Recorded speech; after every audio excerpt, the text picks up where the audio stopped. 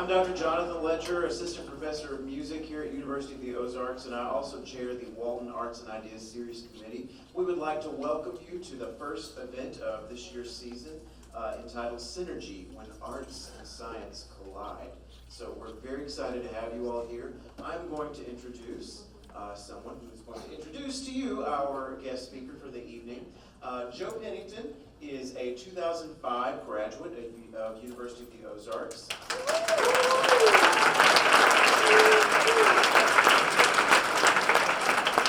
You may recognize him. He is a meteorologist for Channel 5 out of Fort Smith, and he has held that job since 2010. And he is also currently the meteorologist for CBS's affiliate morning show there. So we're really glad to have him tonight. After graduating with a degree in marketing from Ozarks, he went on to earn a degree in meteorology at Mississippi State in Starkville, Mississippi in 2007.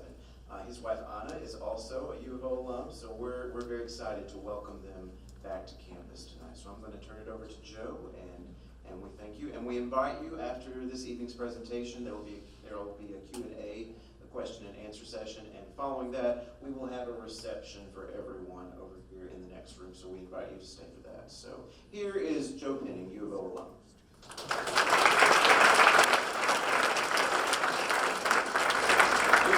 The dead giveaway that you have a really impressive speaker is you have someone introducing the person who's introducing the speaker, right? It's generally how it goes. Hey, it's good to be home. It really is. So I not only went to college here for my first undergrad, some of the best years, absolute best years of my life were spent right here at U of O. And one of the big reasons for that, and we were talking about this earlier, my senior year, I was sitting in Dr. Coleman's biology class, and I met a freshman in that biology class who later became my wife. And believe it or not, I actually passed biology too. So we were talking about that earlier. So this really is like home. I'm always so happy to be able to come back to U of O. Things have changed. There's been a lot of great things happen here at U of O. And I was talking to Reed earlier about how this is really kind of the coming together of two worlds for me. My first home here at U of O and obviously meteorology as well. And this is really exciting for me to be able to introduce Reed, who I think kind of brings together two worlds. You talked about this, the collision of art and science. Over the past probably 10, 15 years, you've seen extreme weather and interest in tornadoes and hurricanes become higher and higher priority in the media. And I think Reed has done something that's been incredible. You've taken the science of meteorology and you brought it into the mainstream, especially through the series Storm Chasers. How many of you guys saw that? I think most of us, right? For a weather nerd and for science nerds, that was a huge series. To have something like that on TV and to introduce science to the masses, I think is incredible.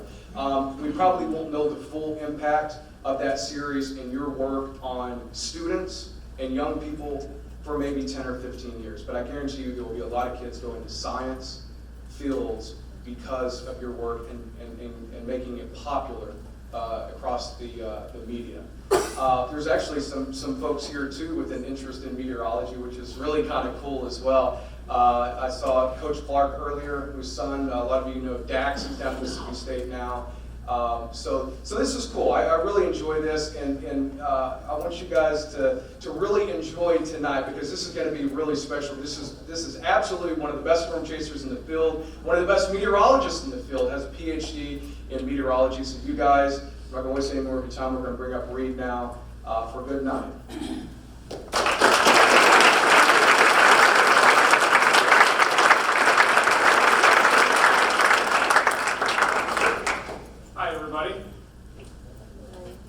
Thank you so much for having me here.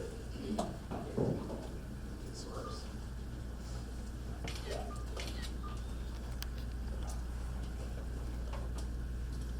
Oh. Well, thanks so much for having me. I love storm chasing through this area. Even in the Ozarks, there's a lot of storm chasers that complain about the terrain here because of all the trees and everything. Is this working? I have a lot of voice already. But I love the the challenge of the terrain here, and I think it's so beautiful. Every time I come through the Ozarks, I always find myself taking pictures of sunsets. Even just driving down to this event, looking off to the east, I saw this massive pink pillar sticking up in the air. I've never seen something like that before, even looking to the east. So all kinds of crazy optics that you get out here. But also on the storm chasing side, I've chased several tornadoes around this area. I know everybody's very familiar with the one that came through the night of May 24th around midnight. I was in Oklahoma that day chasing the tornado near Canton, which was an EF3, and then the EF5 near Piedmont, and then that one that hit Newcastle. And driving east to catch the May 25th setup the next day in southern Missouri, we passed by all the tornado warnings that were just north of here and knew that they were coming in at night. They were the most dangerous type of tornado as well and moving relatively fast. And I'm glad everybody here is okay after that. It was a long time ago, but it just seems like one big storm season sometimes. But I'm also very into chasing flash floods now as well. I'll show you some videos from the desert southwest of those debris plugs at the leading edge of it. And I've been talking to a lot of people here about the prospect of chasing those debris plugs here in the Ozarks as well. I was scouting out some of those dry creek beds and saw some evidence of those. But I'll show you video from inside tornadoes during this, and also data that we collected. I'll talk about why we built the Dominator storm chasing vehicles and what I'm up to these days. Mainly I chase some rental cars now. I happen to destroy about 5 or 6 a year, sometimes through hail, but that happens. I mean, it's just a few dents, on them, but they still drive, of course, after I return them. But I'll also show you some new 2018 video as well, and also recently from Hurricane Florence. I was covering that event, the tropical cyclone, and I always say there's nothing more dangerous than a stalled out tropical cyclone because it quickly turns into a mega flood where you're often trapped down there and you have loss of power as well. And that's never good because usually 3 or 4 days of lost power in an area where you're trapped there is a horrible sight. And the river flooding afterward, all the homes that are inundated is definitely more of a depressing storm to cover, but I will show you footage from that as well, some of the eye wall footage as well as all 3 different types of flooding. But instead of talking or describing it through words and everything, it's a lot easier to show through videos. And this video right here is from 2007, May 4. This is when I was chasing with my late storm chasing partner, Joel Taylor, in northwest Oklahoma. And this one really got my interest in the suction vortices of tornadoes. So those are the smaller, more violent tornadoes that spin around inside the parent vortex. And that's a lot of times why you'll see one house sustain complete damage, whereas the one next door will be totally untouched.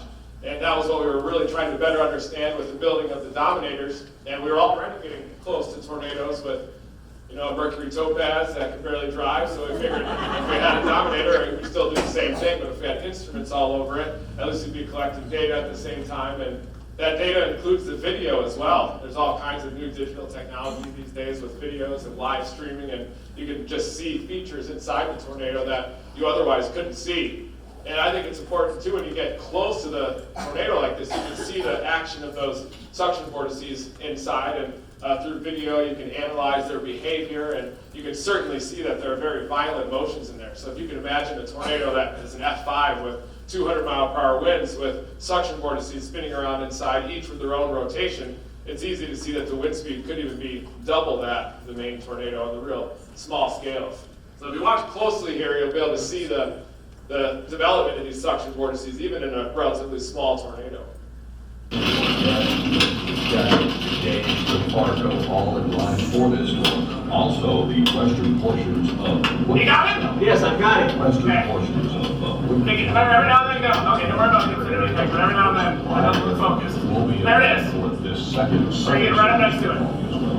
See if we can get Brian someone to talk. This is an LP supercell too. Got it? Very little rain. Well, got you got the zoom button? Yeah, the occasional baseball size hailstone. Okay, zoom way out. It's a beautiful tornado, Joel. Don't zoom way out, but Okay. On that. Stay on it. Due south, about 6 miles or so. stay on it. Okay, how's the record? Don't worry about it. I got it under control. Stop up here on this hill. Okay, I got it. How's the record? It's good. We're good. We're gonna get it in the streets. Reed, stop. Okay, Joel. Don't worry about it.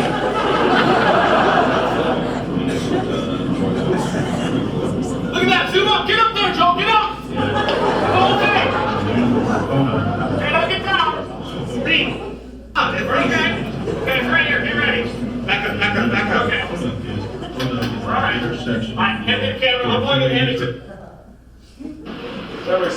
This is the last time he ever let me drive. Exactly that. Okay, stop!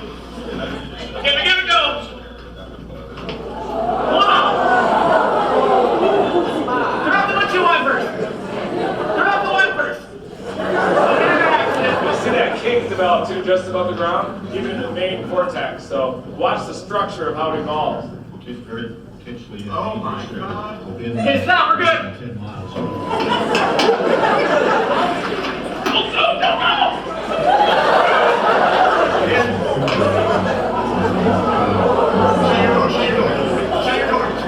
Okay, go, back up. Back up. We're okay. We're okay. There is still just one vortex, and you'll see it develop multiple vortices here that interact with the friction of the earth. Which we have a storm in the South Ellis County area now, Highway 283, that would be Barnett. Kind of weakens here for a second. We're good. Okay, stop. To the northeast, that would put it between Arnett and. Okay, hold on. Hold on. Moves to the northeast gauge, as I say once again, you're in line. Hold on. Fargo is in line. Those are all just tumbleweeds in there. Tangent to the Fort Supply area, and I will tell you the northern storm, once again, remember that the National Weather Service issued a severe thunderstorm warning for southern part. You turn the record off? So it keeps going. This one's moving north-northeast, and that road is a north-south road. And then now you'll see it interact with the friction of the earth here and develop those suction vortices. Even a relatively small tornado. Sometimes the tornadoes will make a left-hand turn, so you kind of have to anticipate that also. You can start to see it now. Barely visible. Listen to the roar! Barely visible to the naked eye, but.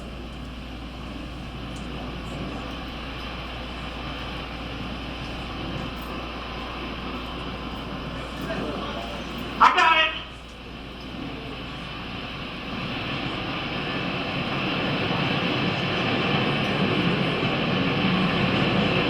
Really intense there. Hear that?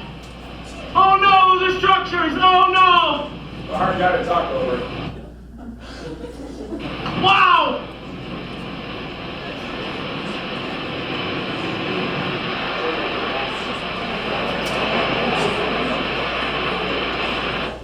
And you can see that wasn't even in the core of the tornado, it's kind of on the outside, but there's definitely different motions in a tornado too. There's not only the horizontally rotating winds, but also the vertical winds. It basically behaves like a big vacuum cleaner, which can tighten up the rotation.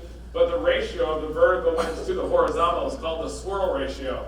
And updrafts in these tornadoes can also cause damage in addition to the horizontally rotating winds, and that's also something that we were trying to measure with the dominators.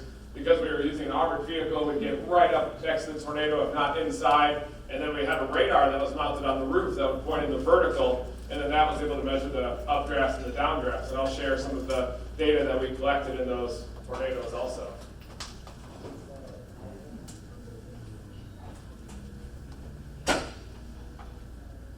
And I did mention that I'm into flash floods now as well. I branched out from tornadoes, and I've been chasing hurricanes all along. My first hurricane was Hurricane Floyd in 1999, but I was too young to rent a car back then, so I flew into Charlotte, got a taxi all the way to Wilmington, and then there was a man there named Ernest that was checking into the hotel in Wilmington, and he lived in a mobile home right down near Cape Fear. So I asked him if we could ride it out in his mobile home, and my friend and I, he drove us down there. We had no cell phone back then, of course, no vehicle to drive, and he dropped us off at his mobile home, and he left. And so we rode out the whole entire hurricane down there. The windows blew out. We had to lift up the mattress and everything. But I realized that chasing hurricanes was a lot more complicated than the tornadoes. But I also chased flash floods, as I mentioned. I've been scouting out a lot of the creeks here, and I've become obsessed with chasing these floods. And this is from just a few months ago, east of Kanab, Utah. I have a friend down there named David Rankin that has a model that maps out the hourly rainfall. He maps it out over the topography and finds the creeks that they fall in, and he can predict these even a few hours in advance. And there was one, we were waiting all night, it was after dark, and you could hear it coming like an hour in advance. The roar kept getting louder and louder. And then you could smell the flood too a half hour in advance. It has a really good earthy kind of smell. kind of like the same reason when you want to eat plaster or something like that. It has that good earthy smell to it. But you can smell that well in advance, and then you can see it come right around the corner, and you have these debris plugs as well. So I was thinking about designing some type of a probe to capture these, or maybe something that'll ride down with the flood, like as we deploy these thing called absorb probes, which are these transparent spheres that are designed to deploy inside of a tornado. And so there's a lot of parallels, I think, between the instrumentation we could use to also measure some of these floods. But here it is coming down the Johnson Canyon. Just needs some nav off. You see, it's normally just a dry creek bed too. Wow! This is my first solo flood chase. Big time flash flood here! Big time! Talking to myself. I was worried that a log was going to snag my shorts here and pull me in, but I was able to assess how big the flood was upstream and then intercepted 6 or 7 different spots down the line. Oh, wow!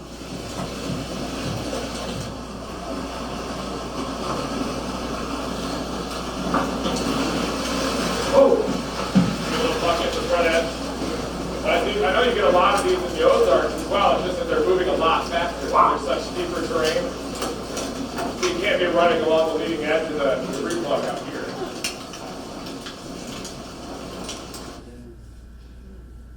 So yeah, I know everybody's here to see tornadoes, but this is extreme meteorologist Reed Timmers ahead of a flash flood that's coming down the canyon here. Gonna pop up and escape route. I thought I was shooting like a 45-second ASLIFE for AccuWeather there, but it was only about 7 seconds. But now back to the tornadoes. I talked about the dominators a lot and how we're trying to better understand those suction vortices. And this is the Dominator 3 in action out in the field trying to intercept the tornado. Violent tornado. Let's intercept. Let's move forward. It's moving southeast. Moving southeast. More suction vortices. You'll see those throughout the presentation. You know, that's the scariest 200-yard ride of my life. My life flashed over my head. I was better than I do. I'm good. Thanks, man. This is a dangerous situation for all of us. It's all about saving people's lives in our own backyard. And this is from 5 years ago. Chasing in Oklahoma is the most violent of the violent. That's why Reed is here. Hi, I'm Reed Timmer, proud new member of the Forewarned Storm Team.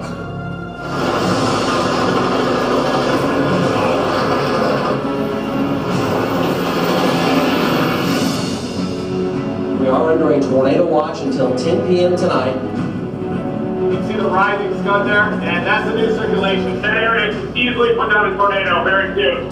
Hey, it's Cantor, man. Right in the town of Edmond, Oklahoma. Tornado on the ground. No, stop right here. That's the debris too big.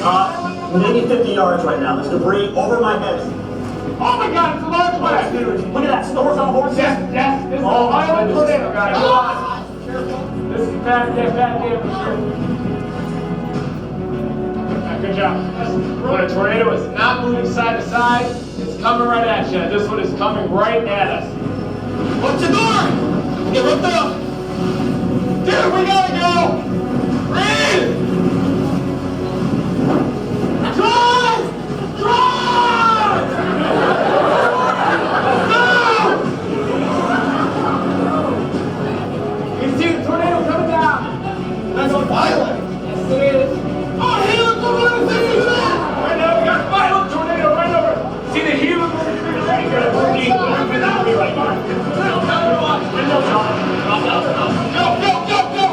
We're going inside. Blast through. We're going inside. We're in it, guys. We're in it right now.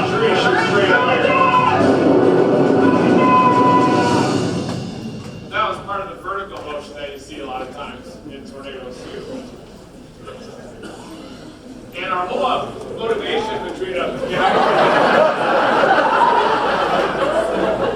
our whole motivation guy building 3 dominators was to surround the tornado from 3 angles, and then we'd have a short-range radar in each one. If you surround by 3 ways, then you can get a 3D X-ray inside the tornado. And I included this slide because I wanted to share my passion for storm chasing and for severe weather, and I think that face definitely shows it. And I think it's important for everybody that if you do pursue something to love what you do and be passionate about it, and it's really easy to work hard and be excited about it as well. And that was also pretty embarrassing. That was my first time seeing myself on TV. It was during the Storm Chasers days in 2008. For years, I would always be just behind the camera videotaping, and I could edit out certain parts that I'd be embarrassed with. But after this, when it took the whole phenomenon where you hear your voice and you don't like the sound of it, it took that to a whole new level. I was watching that, curled up in the fetal position. You'll see why. I had to get used to that, the TV part first. It comes naturally to some people. The tornado warning remains in effect. This is the year before we built the Dominator, so we were just dropping a regular instrument back in the path of the tornado. Absolute destruction is what I'm seeing. Everything is destroyed. Twisters tear across the 4 states from Chautauqua, Kansas through Baxter Springs and Victoria. This has gotten we're literally about 2 minutes and 20 seconds in front of this storm. We're going where no sane research team has ever gone before. We need to get out of here. Oh yeah, Go east. I see it. Got a tornado warning issued here in Dawson County. We're approaching rapidly to the southeast. Right back here, this massive Walcott here. I hate like you.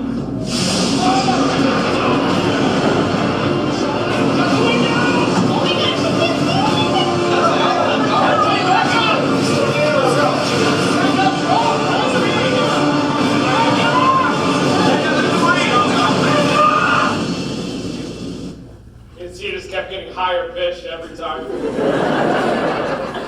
My life's never been the same since. But also working with Discovery Channel, they provided a research budget. We were able to build the Dominator storm chasing vehicles and build a radar and air cannons and trackable probes as well. So we deploy sensors inside the tornado that can measure temperature, moisture, and pressure inside, and then track them through radio communication. But I wish we had a lot of the technology that we have in place now for tracking them through the cellular data network, and I think that we wouldn't lose as many probes as we did over the years.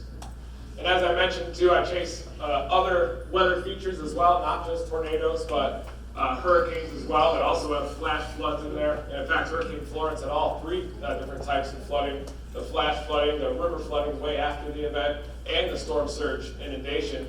And it was forecast to come in as a Category 4 storm, which would have even been more devastating if you can imagine it, but there is nothing more dangerous to chase than a stalled out tropical cyclone like Florence or Harvey that happened last year in the Houston area that dumped 50 inches of rain. And you also have to deal with tornadoes too, in the outer bands that are rotating around. You get all kinds of different tornado warnings out there. And that's because the northeast quadrant of those storms, that's where the shear really comes together. That's where you get the southeasterly surface winds flipping back around, especially if you get a mid-latitude trough that's picking up that storm.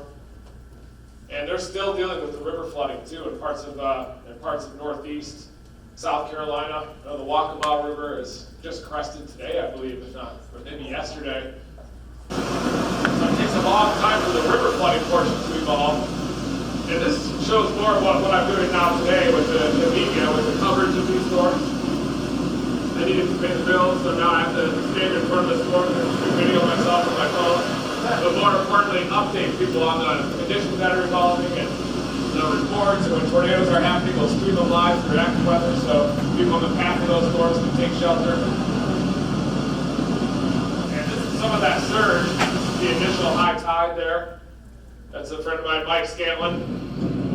I'm Storm Chaser Mike Scantlin, and right now I'm sitting at the North Topsail Beach Town Park. Usually a beach here. Right now the tide is coming in and the surge is starting to come in. You can see it pouring over the dunes. The beach is completely covered. Here comes another rush right here. That's a lot of water moving in. It's not. And you can see that cloud base in the back too. That's a supercell in the outer band. So we were watching that, and you can see distinct rotation in the cloud base. But eventually we did get asked to leave the outer banks there. We were trying to hide out the best we could, but and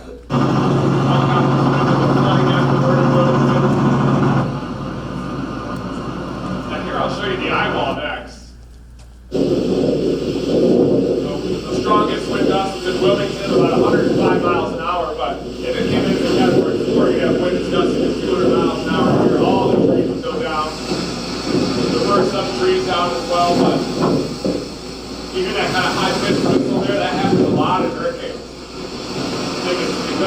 harmonics created by the power line. This is Storm Chaser Mike Stalin. We are in eastern Wilmington, just a mile from the coast. And the eye wall of Hurricane Florence is finally here after we waited all night. And Mike actually has a tooth insert that he lost in the eye wall because the winds were so strong it took off. Made sure I edited that part out. And then there was also flooding at the same time in Newburgh. The storm surge flooding went up like 15 feet. We came across the Cajun Navy that were pulling people out of the floods with their own boats out there too. I was just videotaping the flood, and then the Cajun Navy came out. Next thing I know, he's waving me into the water. So I had to run into the water. I'm up to my chest in it, and then we started helping them pull people out and throw them to the Red Cross.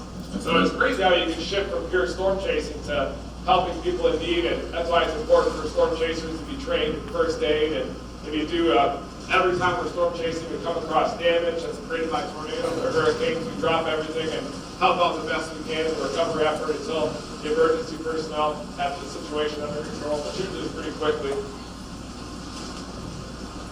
But I got to know the Cajun Navy guys from Cajun Navy here, folks. Got to know them from Tropical Storm Gordon just before that, and it just happened to be the same guy that I had met just a few weeks later. And here you can see some of that flash flooding.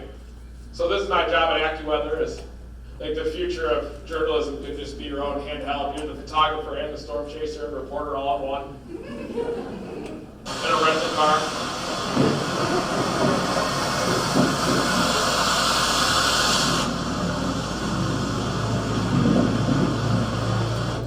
When I work with AccuWeather, we'll share these for our live platforms and on their new network. And when you see these flood situations evolve like that, people will watch it on their different devices through the app, and they'll know not to go out there and try to drive through these. So it definitely does increase the awareness of the conditions that are happening out there. And they're also helping me out a lot with our science, too. We have a new probe that we're deploying that measures wind speed and direction, pressure falls inside the hurricanes. So I'll show you some data that we collected inside Hurricane Harvey next. All kinds of flooding. It all starts to look the same after a while. It definitely wears on you. Continue to go up and down. That's one thing with tornadoes is you can chase them and then drive 5 minutes away and you're suddenly in the clear sky. And so I've always been interested in weather for as long as I can remember. I've always loved the sciences as well. I started collecting insects at the age of 5. I collected insects for about 12 years, and then I caught an eastern Hercules beetle and kind of retired from insect collecting, but all along I was very interested in weather, storms, and meteorology. Anytime a warning would get issued, I'd get real excited and run all around the house. And once I got my driver's license, I realized that I didn't have to wait for the storms to come to me anymore, but I could drive after them, and I could see so many storms that way. And that was my first storm chasing vehicle up there, a 1985 Plymouth Reliant. And it had a blown out muffler too, so you could hear it coming from like 10 miles away. It sounded like a Harley. And then that was another vehicle that I had held together by duct tape in the early 2000s. We ended up abandoning that on the side of the road. Because I had to duct tape the hood shut, we never changed the oil. So it went about 30,000 miles without changing the oil. Eventually all these alarms were going off. I felt like a fighter pilot or something with all these alarms going off on the dashboard. We had 5 of us that were packed in there, and we were just storm chasing in Minnesota on our way back to Oklahoma, and it died near the Kansas-Oklahoma border at about 4 in the morning. And the interior was filled with what I thought was smoke. It smelled like antifreeze as well. The power steering gave out, brakes as well, then pulled over on the side of the road and just left it there. And then the dominators were on the bottom. My first vehicle that I ever purchased at a bank was a Chevy Tahoe, 2008 Chevy Tahoe, and then I immediately turned it into the Dominator 1 at the bottom right there. And the whole premise behind those vehicles is that they have a relatively aerodynamic outer shell that's also debris resistant. In this case, it's 16 gauge steel with a polyethylene Kevlar composite spray on the outside, Line-X truck bed liner, basically. And they also have hydraulics, so you can drop them flush to the ground, and that prevents wind from getting underneath. Because what will cause lift is if a process through Bernoulli effect, or if you have a flat underside of the airplane wing and the rounded top side, for example, the wind gets forced up and over the wing very rapidly, which creates a pressure fall above it, and that creates lift. And we want to minimize that that lift through the pressure gradient force. And so that's why we added the hydraulics to drop it to the ground so you have no wind going straight underneath, just the wind going up and over. And I think that the dominators would work for most tornadoes, probably EF2 or EF3 and below. But you get toward the stronger tornadoes and it would definitely loft those. So intercepting tornadoes directly was certainly a phase that we were going through then. But now I still try to get within 100 or 200 yards with a rental car. But it's a lot more exciting when you're just outside of the tornado because you can see the motion, and when you're inside, it's chaos, fast-moving fog. Basically, it's condensed a lot of times as well, so it's basically your ears are popping also from the pressure fall because what drives the wind around the tornado is that intense pressure in the middle. So if you're in there, your ears are popping from that, and you're always worried that the vehicle's going to get blown away.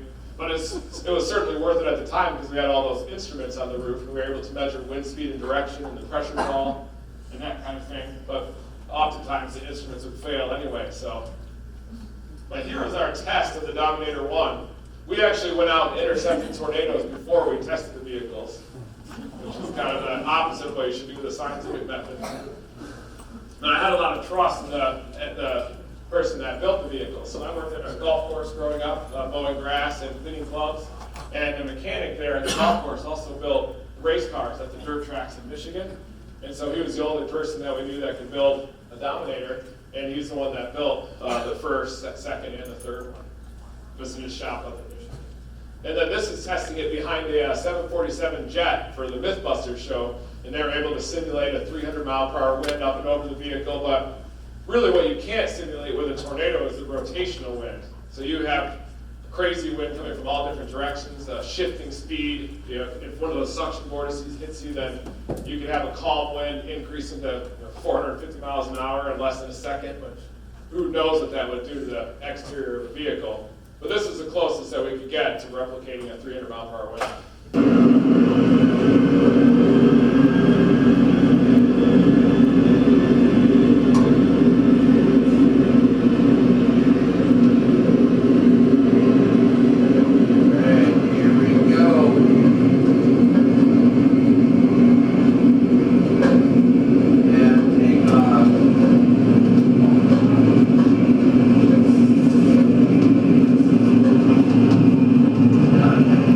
Dominator moving. But we also did that to regular vehicles and they would go flying hundreds of feet. And that was just simply because a regular vehicle has wind going underneath it and up and over, so there's lift applied to that. And that's also why a Walmart roof will lift off so easily, maybe like an 80 or 90 mile per hour wind, because there's such a large surface area, so you can generate a lot of uplift across it. And so this is our science mission for 2018. There were discussions that we were maybe do storm chasers again, and I thought that there could have been a science budget, so this is my plan for this year, but it looks like we're going to have to push this to 2019. But you can see all the different dominators there with close range radar, also the rocket probes that would shoot trackable sensors into the tornado. With drones, now you can use all new available technology and have a cluster of drones around to measure the near tornado environment. And the students here are definitely the future of our field too. Who knows what kind of technology is going to be available in the future to better understand tornadoes. And with all the VR technology and 360 video out there, you can really start to understand the finer detail of tornadoes. And with all the supercomputers as well, there's a lot of modeling going on right now of tornadoes and the suction vortices in there. And 10 years ago when I first started storm chasing, there was very little known about the suction vortices that I made there with Photoshop, you can see. But now, 10 years later, we know so much about their structure, that they have a kink just above the ground, that the strongest winds are found right near the surface, which is counterintuitive because you'd think that friction would slow down the wind near the ground. But in the case of tornadoes, it can encourage the split up into the multiple vortices there, and then you get real strong winds in short bursts when those suction vortices move by. And we started using drones 10 years ago, but then I got a bunch of letters from the FAA right after this. It's coming down! I want to show you quickly some of our history with drones. Our plan was to intercept this at the base with the Dominator, and then also have a drone flying around aloft, dropping parachute probes into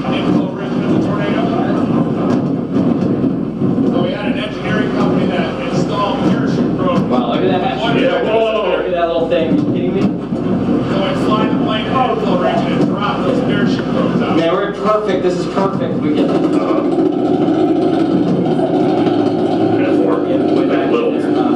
Right up in front. all right, right. Come on. See why that may May try to do it back there too, or may wrap up all the way around. You can do either one. We're in a ploy.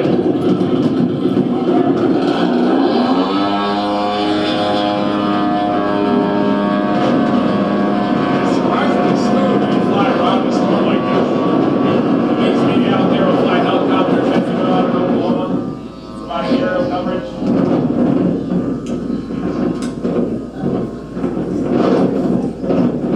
Remember Sean Casey tried to shoot it down when he saw the drone in the air. And one.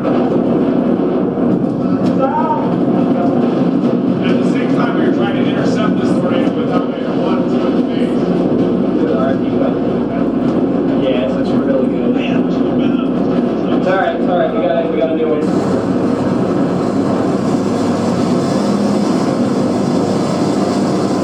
Tornado touching down there. These are tornadoes.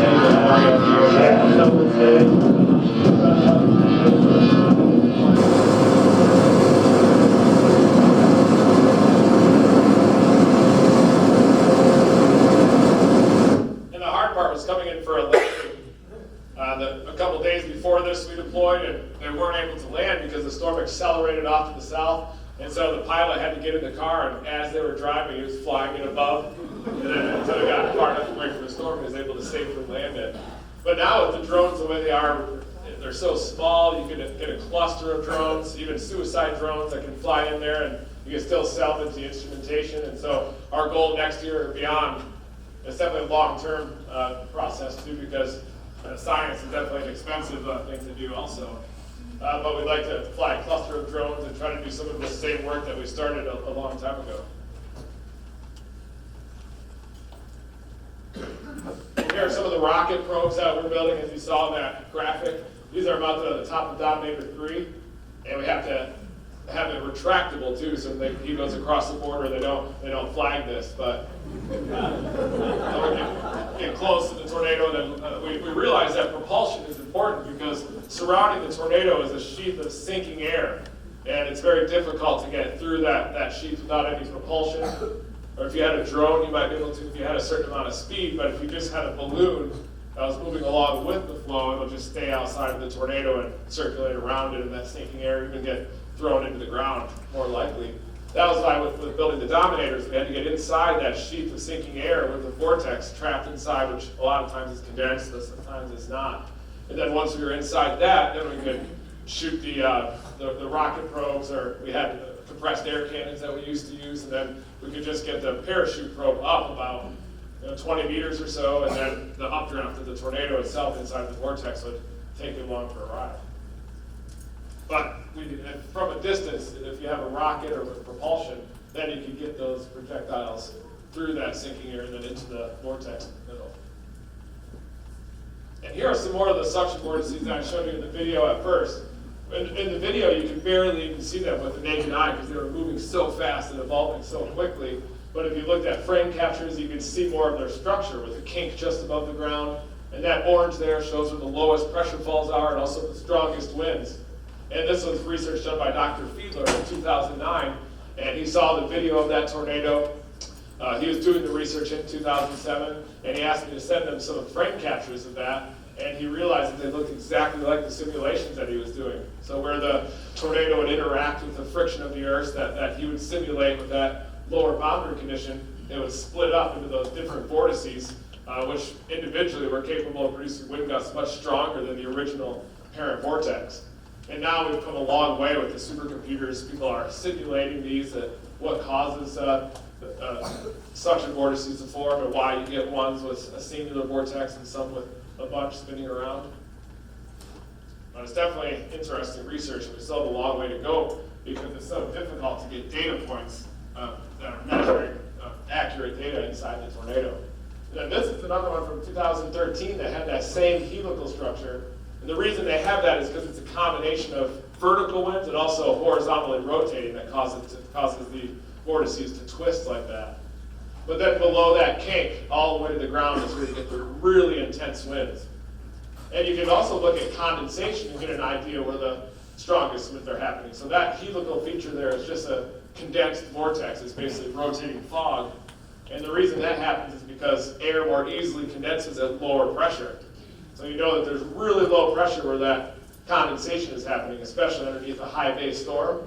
So you know that those winds in that suction vortex are really, really intense.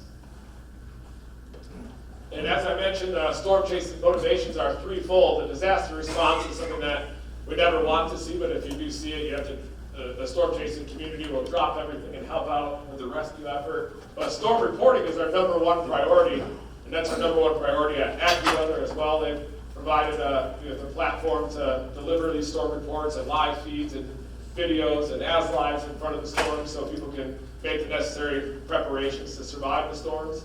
And then also data collection. That's what we're doing with the dominators and intercepting those tornadoes. And that's what I'll show you the rest of the talk on, some of the data that we've collected inside these storms. As I mentioned, I'll show you the probe data that we collected inside Hurricane Harvey. And this is an interesting storm because inside that eye wall are tornado-like vortices spinning around in there. And so we rode this out in a hotel there in Rockport. They said it was supposed to be rated for up to a Category 5, but there was no way the hotel could survive a Cat 5. But it came in as a Category 4, and part of the hotel came apart. The whole thing was swaying back and forth. My friend got bit by a dog, too. The dogs were panicking there as well. And we deployed the probe on top of a bridge. There it is in the bottom left. That's the AccuWeather probe. We don't have a manned version of that with the Dominator because it is dangerous to drive into the tornadoes, but it is safer, I think, to have a network of unmanned probes and then just get close to them. But the data from that probe definitely shows those tornado-like vortices as they were moving by. You can see the oscillation in the red line. That's the pressure. So as the hurricane's approaching, that pressure is rapidly falling. And then you get the lowest pressure in the eye, and that low pressure is what spins the wind around it. But all those little undulations on the front eye wall, those are from tornado-like vortices that were spinning around. And you can actually hear them coming down the road, too. As we were documenting the eye wall, you could hear the roar of those tornado-like vortices coming by. And here I'll show you the video of that in action. And while we were hooking that up with ratchet straps at the top of the bridge, there was actually a tornado warning. So you could see a wall cloud that was coming at us. There was about 100-mile-an-hour wind up there. And my friend actually dropped the screw into the Gulf of Mexico that allows us to extend the anemometer mast. That's how we had to use the ratchet straps there, but felt terrible about that. But for that reason, that's why we measured some of those winds just over 120 miles an hour. But if we had lifted the anemometer up maybe another 10 feet, or should be about 10 meters up there, then we likely would have measured 140 or 145 that was estimated by mobile radar. So you see a big difference between a Cat 4 and a Category 1.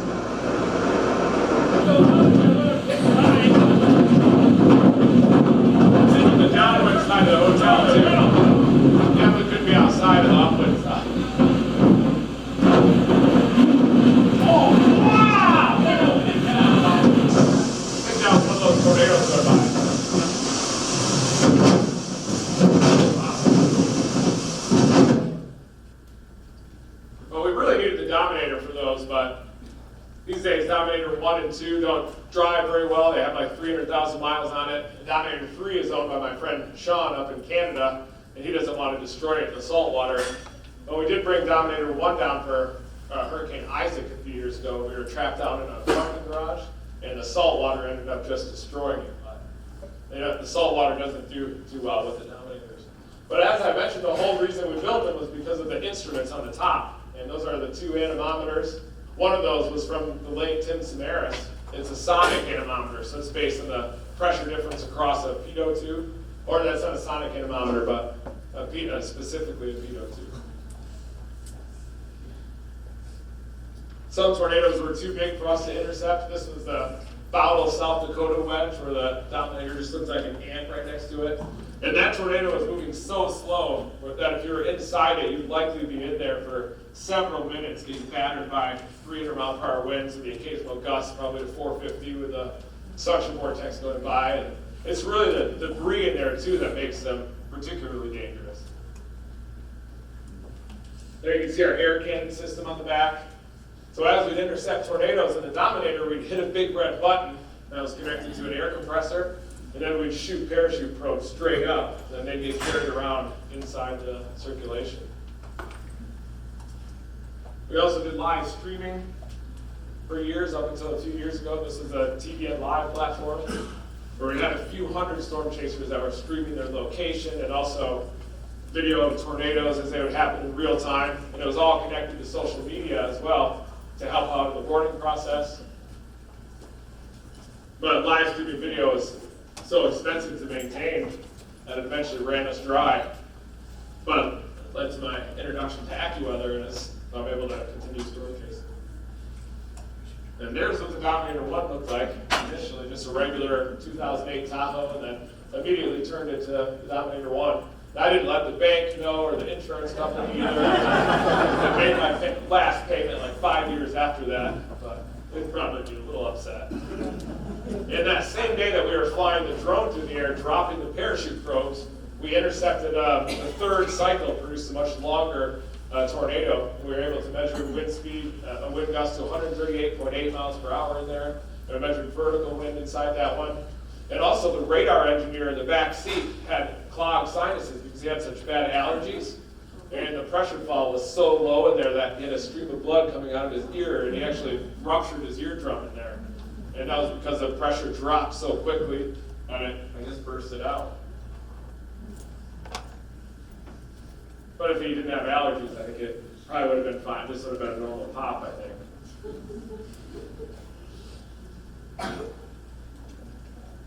The nipple right above us. That's what the tornado looks like when you're looking straight up at it. It's kind of like a rotating it's up there now. And you can still see suction vortices even with a weaker tornado like this one. But you'll see how quickly it goes from relatively weak to a strong tornado too.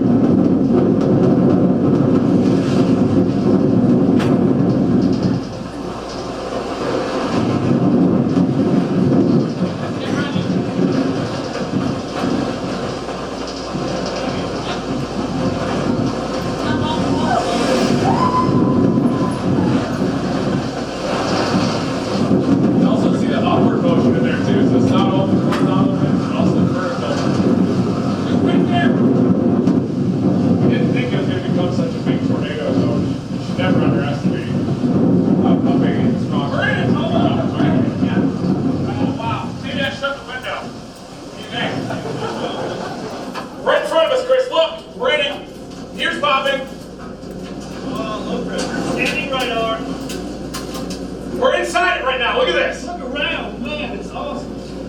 All right, Frank left. All right, we gotta get out of here. And we had a dome on the roof that had a camera, which will show you the suction vortex a lot more clearly.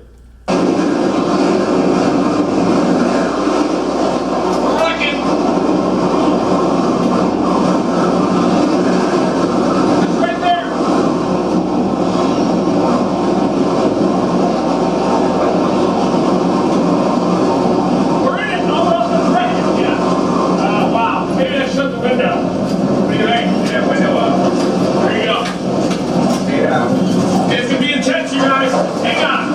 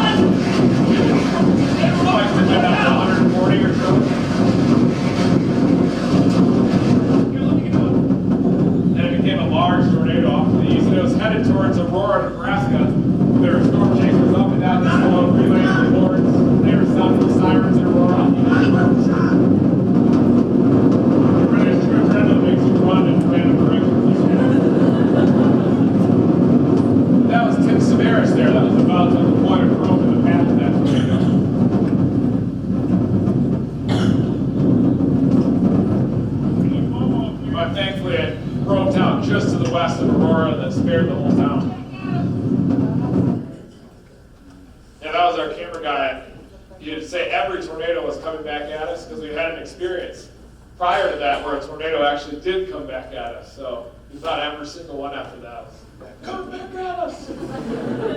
Usually wasn't, but sometimes they can do that where they'll curl around the east side of the mesocyclone and then come back south on the back side of it. And then we tried to back up out of the way of that one and then ended up backing into the production vehicle. We were full trapped there, but thankfully the tornado weekend. And a lot of the production people that were from Los Angeles or New York, and they had never seen a legit thunderstorm like we have out here, or in the Southern Plains. And here's Dominator 3, which we intercepted a tornado up in Canada recently. I'm going to have to decrease the volume on this in a little because I think that I added it, but there could be a swear word in there. This one started off as a pretty small tornado, but you can see the rapid vertical motion in there. This is still a big one. That's probably 1/8 of a mile wide, even, or at least 300 yards, a couple hundred yards. But then it turns into a half-mile wide monster. See more suction vortices. And one thing to note from this presentation is that just because you see the condensation there, the tornado can extend well wider than that. And so it can be a little reckless to judge a tornado size and intensity by just the shape of the condensation funnel. So I've seen tornadoes that are really skinny stovepipes or even rope tornadoes that have a wind field that's even wedge-shaped out to a half-mile wide. I have a friend that was chasing a tornado that was really skinny, a violent stovepipe, and as he was approaching, he had all his windows blown out a half-mile away from the condensation. So, but they definitely can be a little bit wider than they appear. Move on from that one. High-risk video. And this is a picture of our radar that we use, the close-range vertical radar. It was very similar to the one used by Dr. Howie Bluestein years ago in the late 80s. To measure wind speeds inside wall clouds, and he would use a handheld version of this. And he was the first one, I believe, to measure wind speed like that inside of a tornado. Here are some of the air cannons, rockets, drones, all different kinds of things. The testing of these, I think, are what turned the HOA against me and got me kicked out of orbit. The Dominator stalled out in our driveway also. Those are the Zorbs I was telling you about that could float on top of that flash flood, for example, and maybe even track the debris plug of those. But now with such high resolution satellite, you can even use satellite data to pinpoint really small weather features like tornadoes, or tornadoes are harder because you have to see through the storm, but things like wildfires and that. And then this is some of the radar data that we collected in the vertical. So our small radar was pointed straight up. And this is a tornado that we intercepted in western Minnesota, the same day that Wadena, Minnesota was hit. And this showed vertical winds estimated close to 200 miles an hour. And this was rated as an EF4. But our anemometer got ripped off the roof because a barn blew up just to the left of us, and that debris hit the anemometer. We didn't have horizontal wind data to match up with this one. But we did have the horizontal data from the window blowout tornado that I just showed you. And the peak wind with an arm young anemometer measured in that one was close to 140 miles an hour. And you can see it was pretty weak. The tornado overall was about 40 to 60 mile per hour winds. And then just before that suction vortex hit the vehicle, it went from near calm all the way up to 140 miles an hour in less than a second. So each of these data points are 5 times a second there. And my mom had an opportunity to see a tornado with me just a few years ago. So I went to school at Oklahoma for 17 years, continuous enrollment from 1998 to 2015. I tried to drag it out for 20 years, but they showed me the door there after a while. And so my mom was down for graduation, and as soon as she landed, I told her, we're going storm chasing. And she's like, no, we're not. We ended up seeing this crazy multiple vortex tornado, and you can hear her audio is pretty funny in there too. But this is also, yeah, you can see it, distinct multiple vortices in there too. So it's kind of cool that you got an opportunity to see what we do firsthand. Yeah. Get out of here, okay?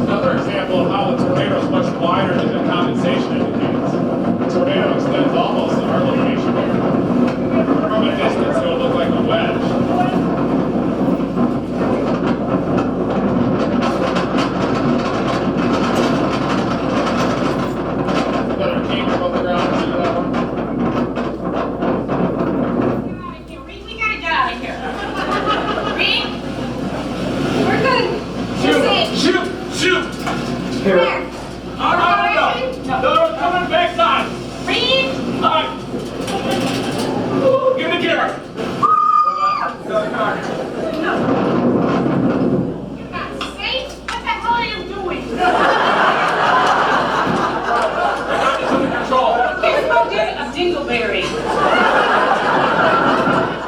My dog was on her lap too.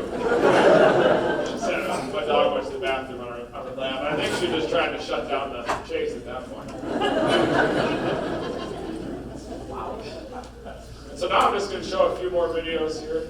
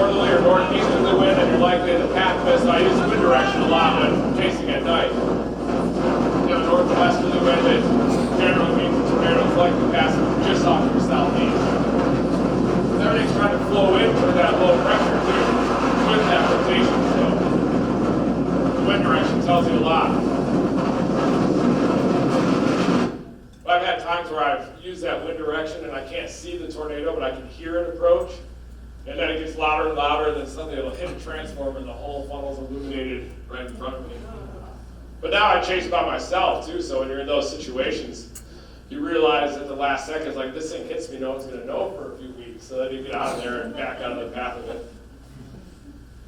And this one was in southwestern Kansas. I'll show you the GoPro time lapse. Because it really shows that clear slot, and this is also an approach from the south. So the hook range, there was not a lot of rain wrapping around the south side, so you can definitely see more of the structure happening here.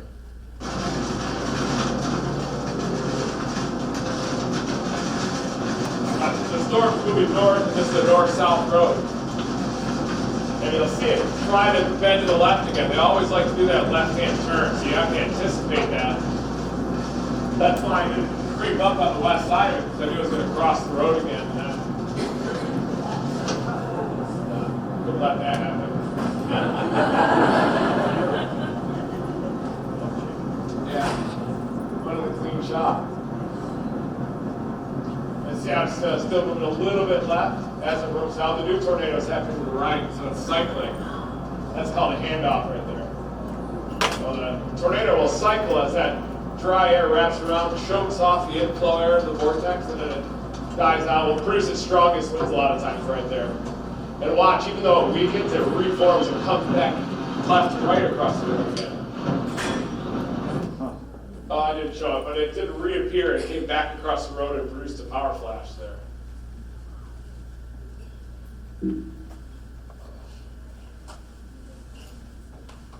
So that same day I did another approach there.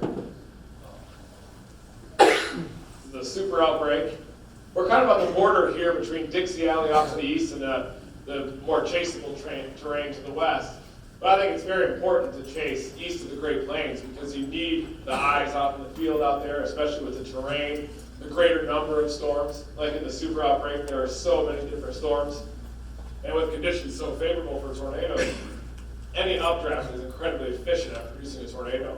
So we saw the EF5 there in east central Mississippi, and then saw the development of the Tuscaloosa tornado.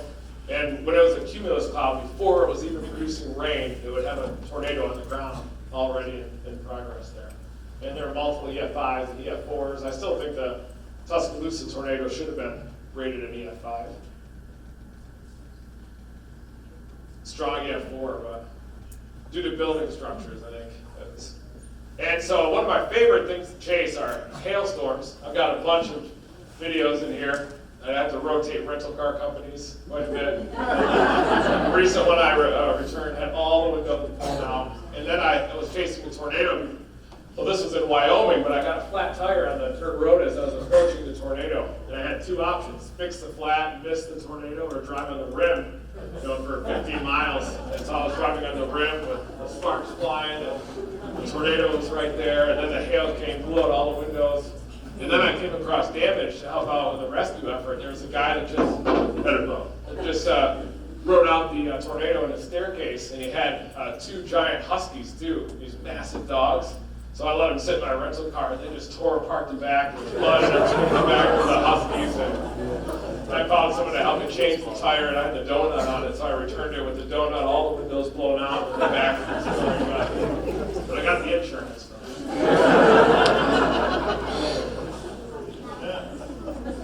And this is an example of a big hailstorm in 2006. This is why you want to stop driving to and encounter hail, because the forward vehicle speed will increase the vehicle relative speed. That came to the ceiling. Keep going, Joe! Sometimes I'll try to pull out. So, accelerate. Alright, we're gonna keep going. That's class. Okay, you grab the real quick. Open it up back there if we can. Alright, so I'm going to shut your eyes. Keep your eyes shut. Make sure I was the end of the version. Review your chest. I got glass in my back. Yeah.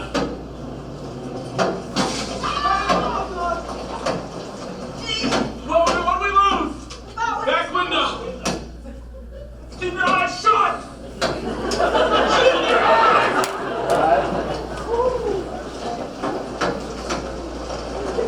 Usually the hail gets that big, it's pretty sporadic, but in this case there are a bunch of stones that are really large as well.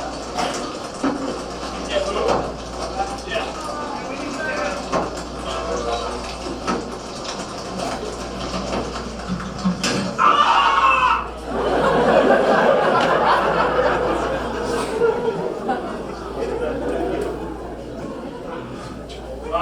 Chasing Canada was an early obsession of mine, seeing tornadoes up there, because they didn't have many storm chasers up there. And I saw these reports in 2006.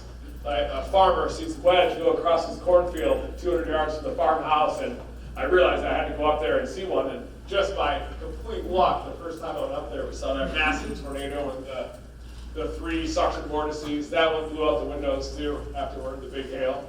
I also storm chased in Argentina, the Pampas of Argentina down there a few years ago. And in the southern hemisphere, the tornadoes spin the opposite direction. And it's not really directly because of the Coriolis force. It's because a northerly surface wind there is warm. So you get a northerly low-level jet off the Amazon basin, and then you still have westerlies aloft. But that wind shear profile causes the left mover to be dominant down there, and for the storms to rotate clockwise instead of counterclockwise, at least the dominant ones. So thank you guys so much for having me. Hope you enjoyed all